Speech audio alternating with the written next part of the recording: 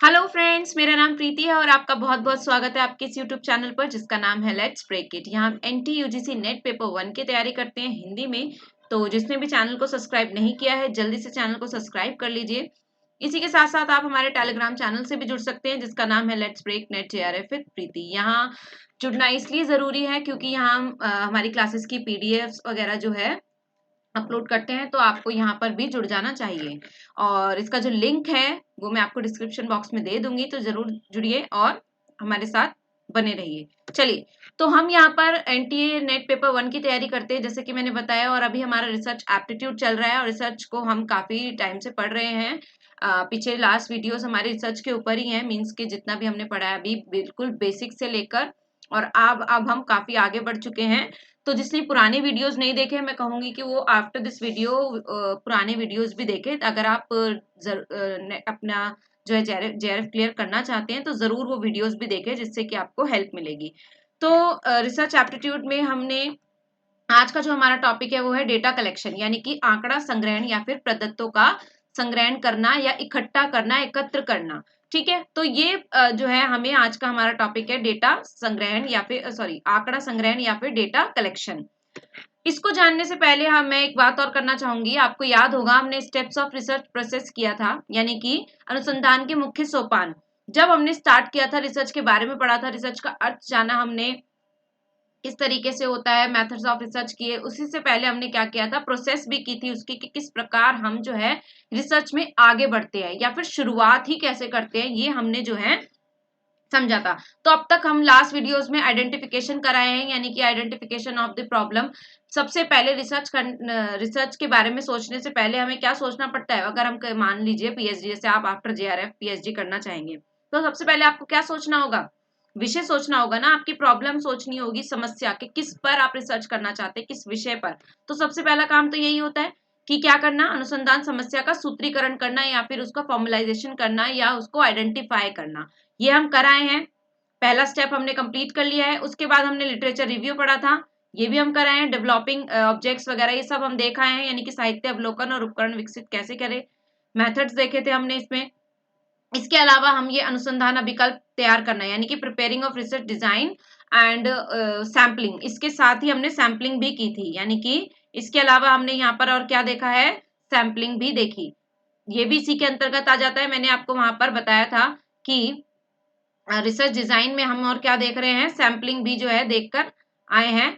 तो ये चीजें हम देख आए हैं। और अब अगला स्टेप, यानी कि अगला स्टेप क्या होता है, अगला स्टेप होता है डेटा कलेक्शन। यानी कि हम इतना कुछ पढ़ाए हैं, तो जिसने भी नहीं पढ़ा है यानी कि उसने ये सब मिस किया है, और मिस करने से आपका नुकसान है, तो जरूर पुराने वीडियोस देखें। तो ये चीजें हम कराए हैं। और आज का हमारा जो टॉपिक है वो है डेटा कलेक्शन, यानी कि प्रदत्त या फिर आंकड़ों का संग्रहण किस प्रकार किया जाता है, क्यों जरूरी है, डेटा कलेक्शन है क्या। तो आज हमारा ये है। इसके बाद आगे हमें डेटा एनालाइजिंग करना है, जनरलाइजेशन कैसे होता है, फिर थीसिस कैसे लिखा जाता है, यानी कि रिपोर्ट कैसे होती है, ये सब आगे के स्टेप्स हैं। तो हम ये मैंने आपको इसीलिए दिखाया ताकि मैं बता सकूं कि हम स्टेप बाय स्टेप ही चल रहे हैं और आपको बिल्कुल क्लियरिटी रहे, कहीं पर भी इतना सा भी डाउट नहीं रहना चाहिए। चलिए तो बढ़ते हैं आज की वीडियो की तरफ, यानी कि आज की क्लास की तरफ, और हमारा देखते हैं कि डेटा कलेक्शन है क्या। तो सबसे पहले जान लेना जरूरी है कि व्हाट इज डेटा कलेक्शन, क्या है या फिर क्या अर्थ है इसका, किस तरह परिभाषित किया जाता है, रिसर्च में इसका क्या यूज है या किसी भी चीज में क्या यूज होता है। तो चलिए शुरू करते हैं। आंकड़ा संग्रहण को शोध समस्या के उत्तर प्राप्त करने, यानी कि हमने कोई विषय चूज कर लिया है, आइडेंटिफाई करा हमने, उसके ऊपर लिटरेचर रिव्यू कर लिया हमने, पढ़ लिया इधर उधर से कि क्या क्या चीजें काम हुए हैं उसके ऊपर। फिर हमने क्या की, रिसर्च उसका जो है अभिकल्प तैयार किया, यानी कि रिसर्च डिजाइन तैयार किया, फिर सैम्पलिंग तैयार की। और अब हम क्या कर रहे हैं, सैम्पलिंग के बारे में पढ़ा था हमने। और अब हम क्या कर मतलब रिसर्च डिजाइन तैयार किया, रिसर्च डिजाइन करने के बाद हम क्या कर रहे हैं, अब डेटा का कलेक्शन कर रहे हैं, यानी कि हमारी जो प्रॉब्लम है, हमारी जो रिसर्च की प्रॉब्लम है उसके ऊपर अब हम क्या करेंगे, जाकर जगह जगह क्या करेंगे, डेटा को, उससे जुड़े हुए चीजों को, उससे जुड़े साक्ष्यों को क्या करेंगे, कलेक्ट करेंगे, एकत्र करेंगे, इकट्ठा करेंगे अपने पास। ठीक है, तो ये क्या करता है, शोध समस्या के उत्तर प्राप्त करने के लिए विशिष्ट चरों पर जानकारी एकत्र करने, क्या करना है, जो भी चर है मतलब वेरिएबल्स है उसके ऊपर, जो भी हमने वेरिएबल्स चूज किए हैं उनके ऊपर क्या करना है, वेरिएबल्स के बारे में भी हम पढ़ाए हैं लास्ट वीडियोस में।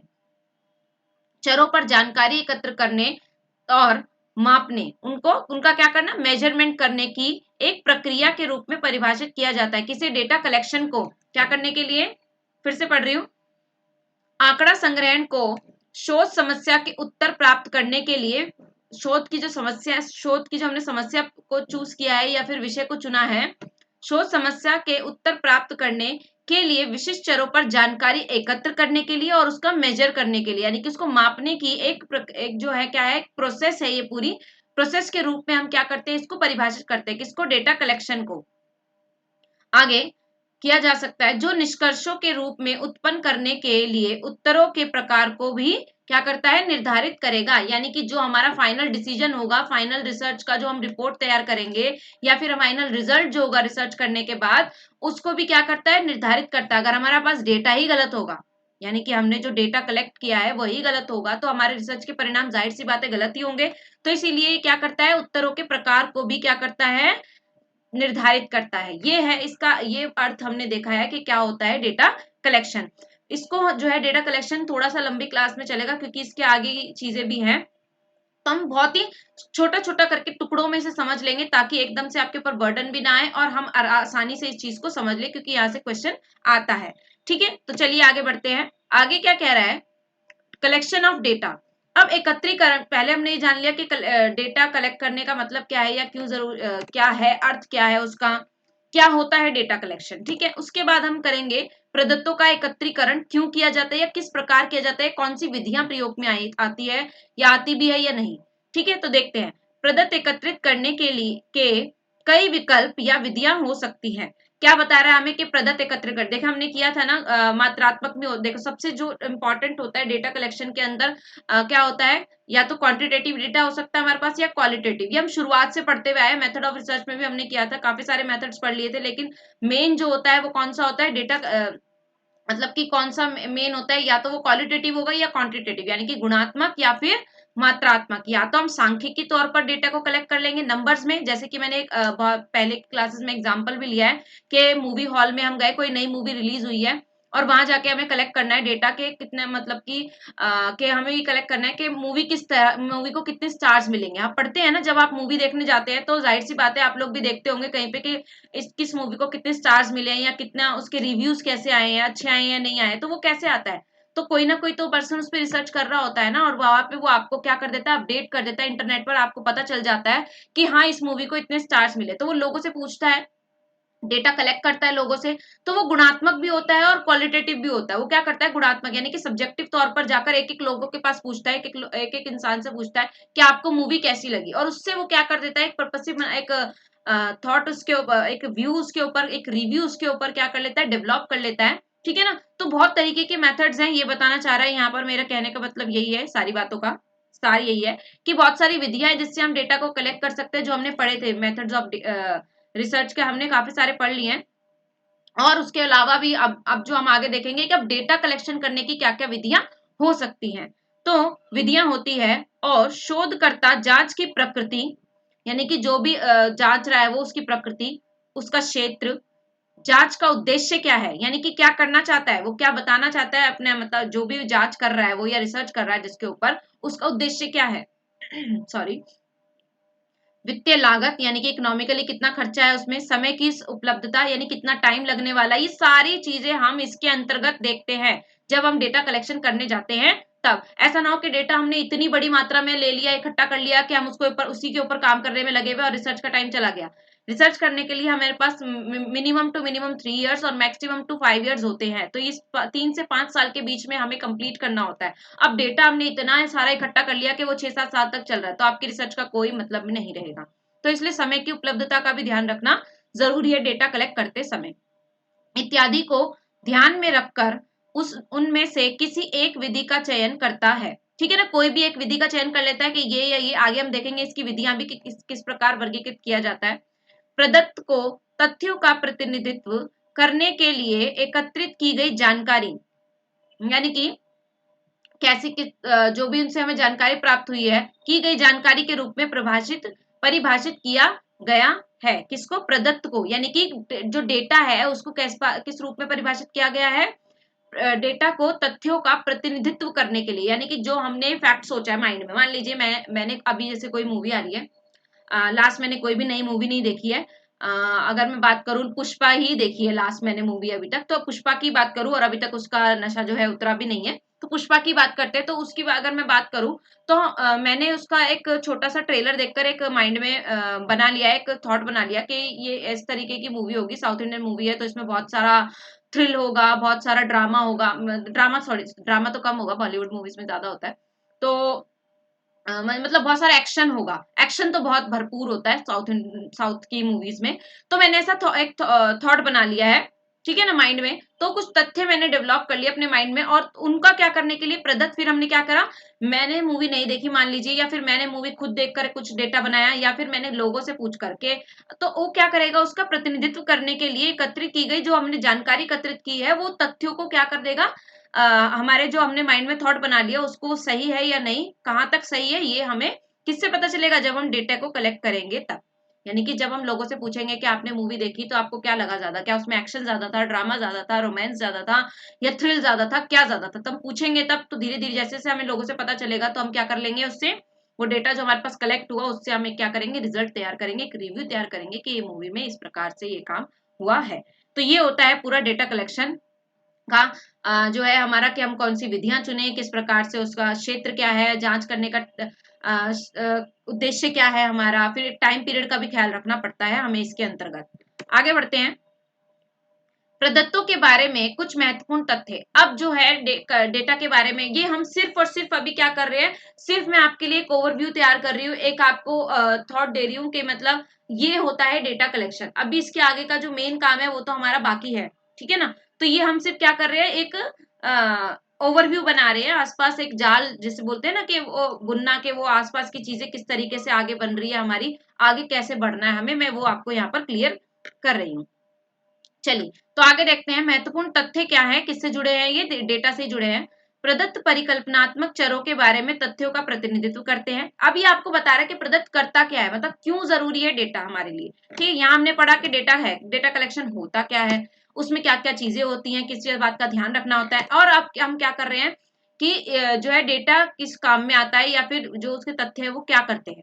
ठीक है, तो यदि प्रदत्त के निष्कर्ष परिकल्पना यानी कि हाइपोथेसिस के अनुरूप है, जो हमने हाइपोथेसिस, मैंने बोला ना कि मैंने एक तथ्य, मैंने एक माइंड में हाइपोथेसिस बना ली कि जो पुष्पा मूवी है वो फुल ऑफ एक्शन है, मतलब बहुत सारा एक्शन है उसके अंदर, बहुत सारे फाइटिंग है, लड़ाई है, बहुत कुछ है। इस तरीके से मैंने एक क्या बना ली, एक परिकल्पना बना ली। तो वो परिकल्पना अगर जो हमारी परिकल्पना के अनुरूप है तो शून्य परिकल्पना को स्वीकार किया जाएगा। जाहिर सी बात है, हाइपोथेसिस पे जब हाइपोथेसिस बनाते हैं तो हम क्या बनाते हैं, एक नल हाइपोथेसिस और एक अल्टरनेटिव हाइपोथेसिस। ठीक है, तो अगर हमारी नल हाइपोथेसिस ये कहती है कि हाँ उसमें मूवी में बहुत सारा एक्शन है, और हमने जब उसके ऊपर डेटा कलेक्ट किया और वो नल हाइपोथेसिस करेक्ट, मतलब हमारी जो परिकल्पना है वो करेक्ट हुई, हमारी हाइपोथेसिस करेक्ट हुई, तो किसके साथ चले जाएंगे हम, शून्य परिकल्पना के साथ चले। और अगर वो उसके अनुरूप नहीं होती है, मान लीजिए हमने नल हाइपोथेसिस बनाई कि एक्शन है, और अल्टरनेटिव हाइपोथेसिस उसकी उल्टी होती है, पता है ना आप लोगों को, नल हाइपोथेसिस और अल्टरनेटिव हाइपोथेसिस हमने बहुत अच्छे से समझा है लास्ट क्लास में। तो जिसने भी नहीं पढ़ा है या नहीं देखा है, नहीं समझ आ रहा है इसके बारे में, तो आप वो लास्ट क्लास देखिए। मैं अभी आपको यहाँ पर ज्यादा डिफाइन नहीं करूंगी क्योंकि हम आगे नहीं बढ़ पाएंगे ना इससे। तो हाइपोथेसिस के अनुरूप नहीं है, यानी कि हमारी जो परिकल्पना उसके अनुरूप नहीं है, तो हम शून्य परिकल्पना को क्या कर देंगे, अस्वीकार कर देंगे, या फिर क्या कर देंगे, उसको रिजेक्ट करके हम क्या चले जाएंगे, अल्टरनेटिव हाइपोथेसिस के पास चले जाएंगे। तो ये कुछ चीजें हैं जो हमें याद रखनी है प्रदत्त के बारे में, कि वो होता क्या है, उसमें क्या क्या चीजें जरूरी होती है, और दूसरा क्या वो हमारे काम में आता है, और हाइपोथेसिस को कैसे हम उसके थ्रू जो है चुनते हैं। ठीक है, तो ये था हमारा पूरा डेटा के ऊपर जितनी भी बातें होनी थी, छोटी छोटी बातें, ये मैंने आपको एक ओवरव्यू दे दिया है, आपके माइंड में एक परत बना दी है कि इस चीज को लेकर हमें डेटा के बारे में ऐसे सोचना है। ठीक है, अब जो आगे बढ़ते हैं, प्रदत्तों को निम्नलिखित रूप में वर्गीकृत किया जाता है। अब जब अब यहाँ तक हमने किया, हमने डेटा के बारे में पढ़ लिया, अब उसका क्लासिफिकेशन कैसे होता है, यानी कि प्रदत्तों को हम वर्गीकृत कैसे कर सकते हैं। जैसे हमने पढ़ा था ना यहाँ पर लास्ट में कि इसमें बहुत सारी विधियां होती है, बहुत सारे तरीके से हम डेटा कलेक्ट कर सकते हैं। तो वही ये वही है, वस्तुनिष्ठ प्रदत्त और विषयनिष्ठ प्रदत्त। ठीक है ना, यानी कि ऑब्जेक्टिव और सब्जेक्टिव हो सकते हैं, गुणात्मक और मात्रात्मक हो सकते हैं, यानी कि क्वालिटेटिव और क्वांटिटेटिव, और प्राथमिक और प्राइमरी यानी कि और सेकेंडरी यानी कि गौण डेटा। तो ये जो है क्या है, इस तरह हमने क्या कर दिया, इसका क्लासिफिकेशन कर दिया, जिसको हम नेक्स्ट क्लास में जो है कंप्लीट करेंगे अच्छे से। अभी मैंने सिर्फ आपको यहाँ पे नाम बताए हैं, इसका जो डिटेल्ड वीडियो है वो हमारा नेक्स्ट क्लास में आएगा, यानी कि नेक्स्ट वीडियो में आएगा। आज के लिए हम इतना ही रखेंगे कि डेटा होता क्या है, डेटा कलेक्शन क्यों जरूरी है, और किस उसके बाद डेटा कलेक्ट करते वक्त हमें क्या क्या चीजें ध्यान में रखनी है, कौन सी विधियां हम चूज कर सकते हैं, और उसके अलावा हमने जो यहाँ पर देखा कि डेटा कलेक्ट करने के बाद भी हमें क्या क्या चीजों को ध्यान में रखना पड़ता है। अब आगे का जो हमारा स्टेप होगा वो क्या होगा कि डेटा को जो है वर्गीकृत, प्रदत्तों को निम्नलिखित रूप में वर्गीकृत कर सकते हैं, यानी कि इस तरह से हम अपना जो है डेटा कलेक्ट कर सकते हैं, उसका क्लासिफिकेशन किया गया है। इसको जो है हम डिटेल में कब पढ़ेंगे, अपनी नेक्स्ट वीडियो में पढ़ेंगे। और ये ऐसा इसलिए है ताकि वीडियो छोटी रहे, आसानी से आप समझ सकें, और नेक्स्ट वीडियो में हम इसका जो है क्लासिफिकेशन पढ़ लेंगे। अब इनको भी हम एक एक करके समझेंगे, वस्तुनिष्ठ और विषयनिष्ठ को आराम से समझेंगे कि होता क्या है, फिर क्वालिटेटिव और क्वांटिटेटिव को समझेंगे, क्वालिटेटिव और क्वांटिटेटिव में भी इसके प्रकार है उन्हें पढ़ेंगे। फिर क्वेश्चन एक्चुअली यहीं से बनता है, ये इंपॉर्टेंट चीज है, वो हमने अभी तक ओवरव्यू रखा है, इसलिए मैंने उसको एक से एक इसमें रख लिया कि ये इसी क्लास में खत्म हो जाए, एक वीडियो में खत्म हो जाए। और जो मेन इंपॉर्टेंट चीज है, जहां से आपको कीवर्ड्स नोट करने हैं, ध्यान रखना है, वो हम अगली वीडियो में करेंगे। तो आज का वीडियो ये यहीं तक था, बाकी हम primary data, secondary data, qualitative, ये सब हम नेक्स्ट क्लास में जो है कवर करेंगे। तो अगर यहाँ तक आपको कोई भी दिक्कत आती है तो आप मुझे अपने मैसेज के थ्रू बता सकते हैं। और अगर मैसेज में अगर आप कमेंट नहीं कर पा रहे हैं, या फिर आप वैसे कमेंट नहीं करना चाहते, तो आप मुझे टेलीग्राम ग्रुप ज्वाइन करके अपना जो है बता सकते हैं। वहां पर भी आप मुझे पर्सनल पे मैसेज करके बता सकते हैं अगर आपको कोई प्रॉब्लम आ रही है तो, या फिर कहीं पर भी एग्जाम से रिलेटेड पेपर 2 मेरा हिंदी है, उससे रिलेटेड भी अगर आपको कोई क्वेरी है, कोई क्वेश्चन है, तो आप मुझसे पूछ सकते हैं। चलिए तो वीडियो को एंड करते हैं। Thank you so much and take care.